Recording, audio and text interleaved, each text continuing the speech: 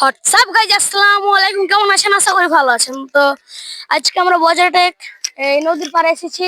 তো আজকে আসুন আপনাদেরকে দেখাচ্ছি।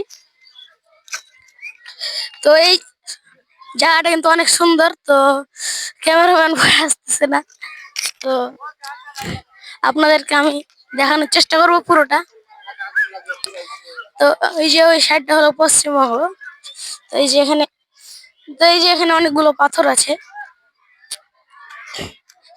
তো বন্ধুরা, এই জায়গাটা অনেক সুন্দর। না না, এই যে দেখুন এখানে পাথর আছে, ব্রিটিশ আমলের পাথর।